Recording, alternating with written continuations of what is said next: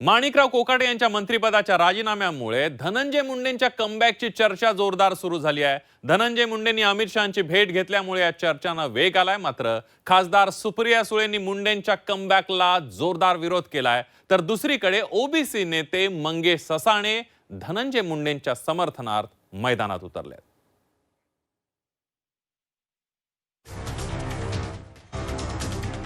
वाल्मिक कराड प्रकरणामुळे मंत्रिपदावरून पाय उतार झालेल्या धनंजय मुंडेंची मंत्रिमंडळातील कमबॅकची तयारी सुरू झाली आहे।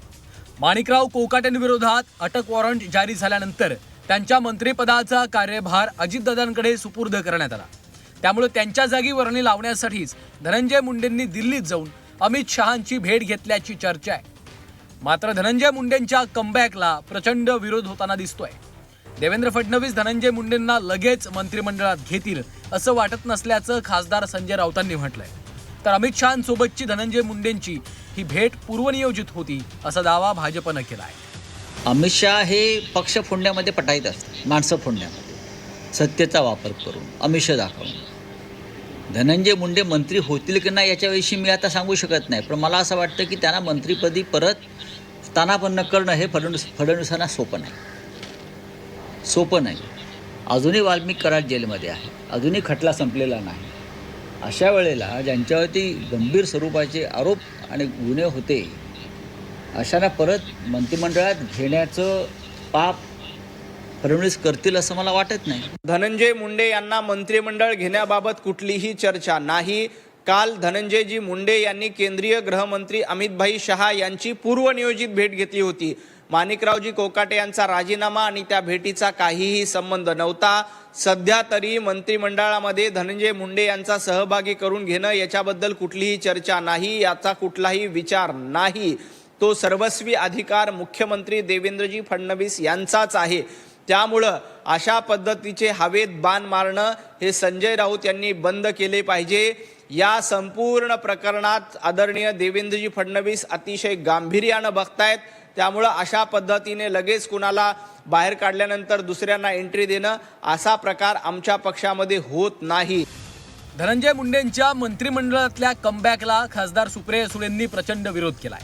धनंजय मुंडे यांना जर पुन्हा मंत्रिमंडळामध्ये घेतलं तर बीडमध्ये जाऊन देशमुख कुटुंबाच्या सोबत उपोषणाला बसणार असा इशारा सुप्रिया सुळेंनी राज्य सरकारला दिलाय।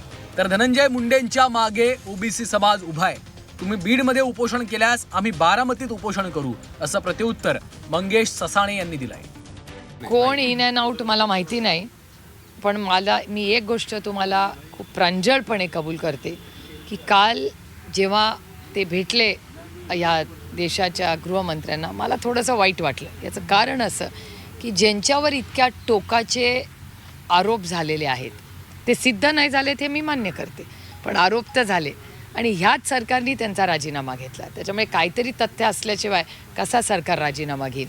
त्यांच्या विरोधात असं कुठं काय उपोषण केलं आम्ही राज्यामध्ये? त्या पवार तुमच्या फॅमिलीच्या विरोधात, तुमच्या पवार कुटुंबाच्या विरोधात अख्ख्या महाराष्ट्रात उपोषण करू घ्या ना। पार्थ पवारच्या याच्यासाठी तुम्ही उपोषण करा ना।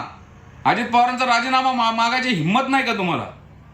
तिथं माझा दादा आणि माझा पार्थ म्हणता। त्यामुळं सुप्रियाताई जरा तरी नैतिकतेला धरून वक्तव्य करा, वागा। धनंजय मुंडेंना मंत्रिपद मिळलंच पाहिजे। धनंजय मुंडेंच्या मंत्रिमंडळातल्या कमबॅकच्या चर्चा सुरू होताच काँग्रेसनंही जोरदार निशाणा साधलाय। फडणवीसांच्या मंत्रिमंडळात अनेक दागी मंत्री असल्याचं पटोले यांनी म्हटलंय। आम्हाला चर्चा करायचं नाही सरकारमध्ये। मी सुरुवातीला सांगितलं की 70% दागी मंत्री या फडणवीस सरकारमध्ये आहे। त्यामुळे याची वर्णी लागेल की त्याची वर्णी लागेल त्याच्यावरची चर्चा करायचं काही आमचं कारण।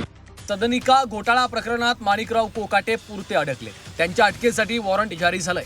त्यामुळे एकीकडे माणिकराव कोकाटेंवर कारवाई होत असतानाच दिल्लीत धनंजय मुंडेंनी अमित शहांची भेट घेतली।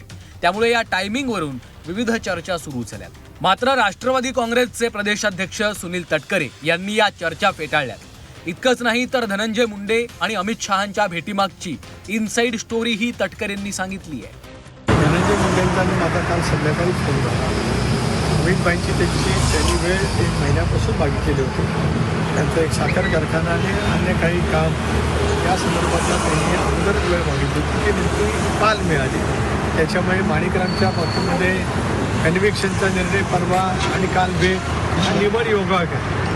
यापेक्षा त्याच्यामध्ये काय आहे असं मी काय त्या ठिकाणी मानत नाही. आणि मग मला धनंजयनी काय अमित भाईंच्या जवळ त्यांचा विषय होता त्याबाबतीत तपशीलवार चर्चा त्या ठिकाणी सांगितली. संतोष देशमुख हत्या प्रकरणात वाल्मिक कराड तुरुंगाची हवा खातोय.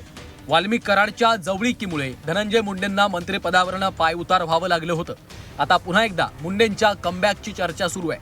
मात्र माणिकराव कोकाटे यांच्या जागी लगेच धनंजय मुंडेंची वर्णी लागणार का हे पाहावं लागणार आहे. ब्युरो रिपोर्ट झी 24 तास.